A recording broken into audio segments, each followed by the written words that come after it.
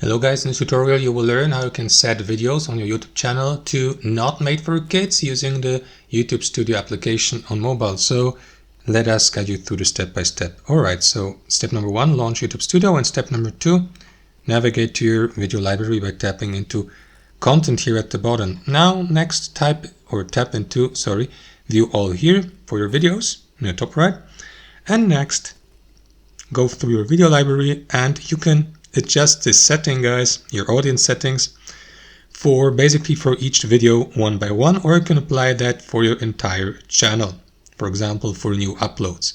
So if you'd like to change that setting for an already published or scheduled video, simply tap into the given video. After that, tap into that pencil icon here at the very top. And in the following step, what you want to do, guys, is swipe down a bit and select audience, or tap into audience here. There are basically two different options. Yes, it's made for kids, or no, it's not made for kids.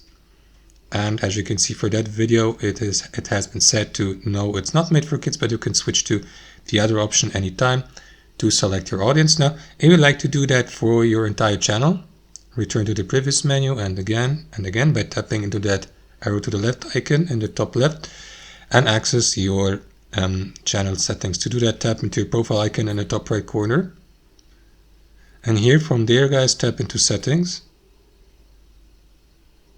and next tap into your channel settings audience, and that is going to give you the opportunity, as you can see here you will have 3 opportunities to set a default behavior for all future uploads, new uploads, to either make it made for kids or not made for kids, or alternately, this is the choice I made.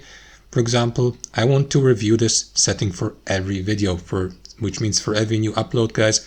You decide which option you choose without any default behavior, guys. So which one you go with is totally up to you. Make sure that you align with YouTube's policies, of course, and community guidelines, and that's it. Hope you enjoyed it. Thanks for watching, and I'll see you next time.